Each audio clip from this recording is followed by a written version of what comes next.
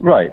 I mean, I'm not sure. I've known Majid for more than a decade, I think now. I met him first when he came out of jail in Egypt, and when he was a radical. I mean, he is, to my mind, one of the most hope-causing people imaginable. Yeah, no kidding, no because kidding. he's shown that people can change, and I've seen it with my own eyes. I mean, 80 years ago in New York, he was on the opposite side of a big debate with against me and my friend Ayaan Hirsi Ali, and Right.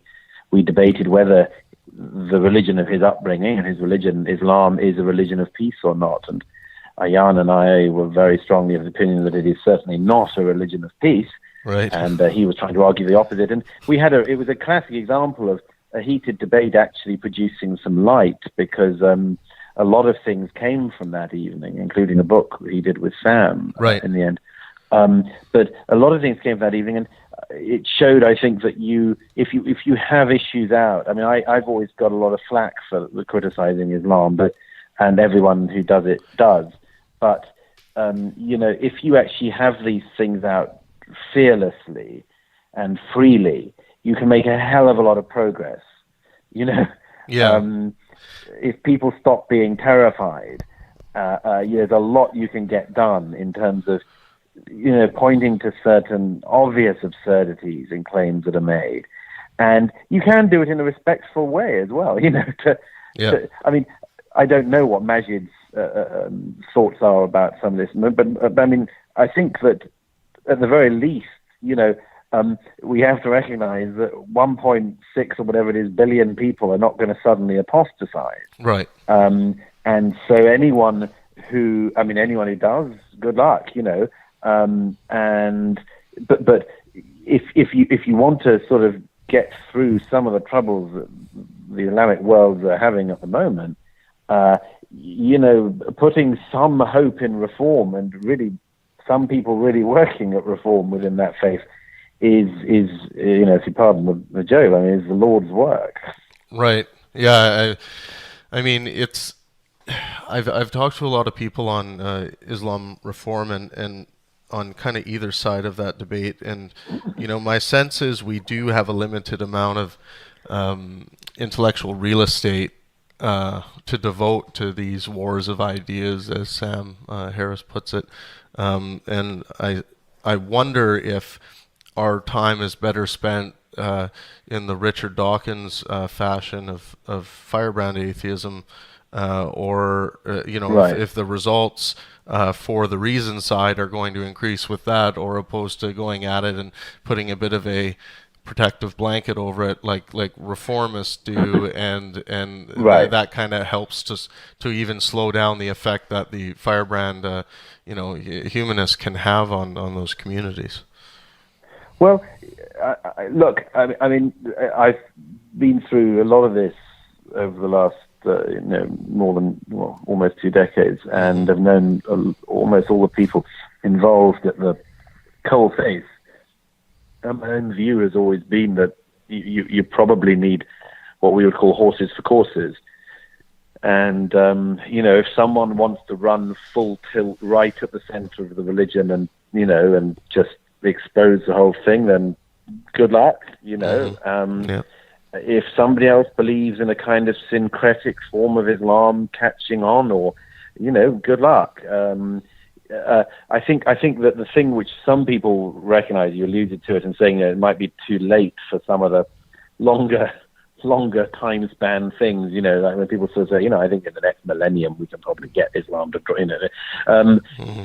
I think that the thing that is not going to work is what basically most Western governments have decided in recent years to do, which is to lie about the nature of that religion and hope that the general public don't read.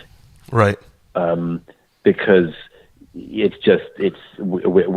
past that stage, because you can't pretend it is things that it isn't, because we've all got access to Google these days, and we've all got access to the texts, and we don't take it on trust when the Secretary of State or someone tells us something about a religion. We can find out for ourselves. And I think that this sort of general Western, establishment, for want of a better term, political establishment view that you lie about the nature of the religion and hope that everyone believes you is just unsustainable.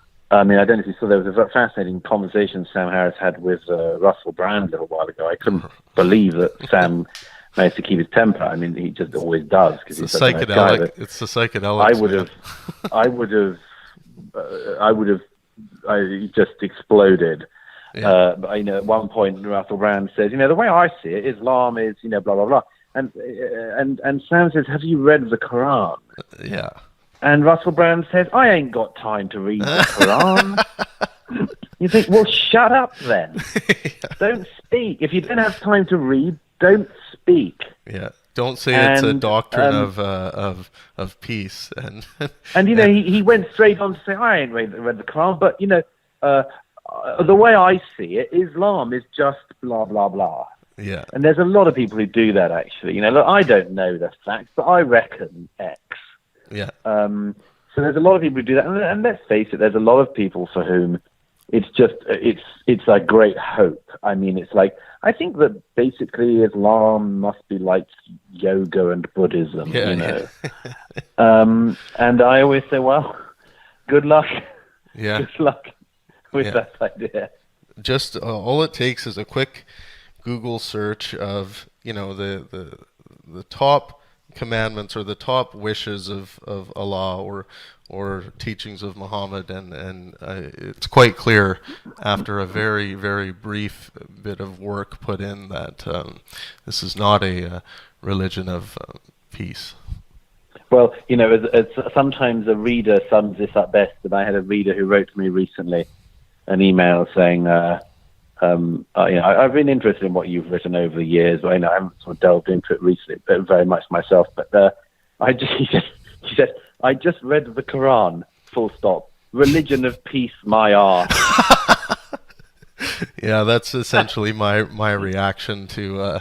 But I understand the problem and the conundrum beyond that. I mean, this gets into really deep territory, because I understand the problem beyond that, which is it worth saying that very much, Right. And what about all the people who don't know what their religion says and believe that their God is really kind and that the messenger was the most perfect man, and suddenly these people come along and go, you're so wrong about the nature of the thing which is the most important thing in your life. Yeah, exactly. And it's tricky. Yeah, and the further you go down the line of apologetics, the harder it is to pin down anything. And I mean, then the whole book becomes metaphor, and then you're basically in a new realm of truth.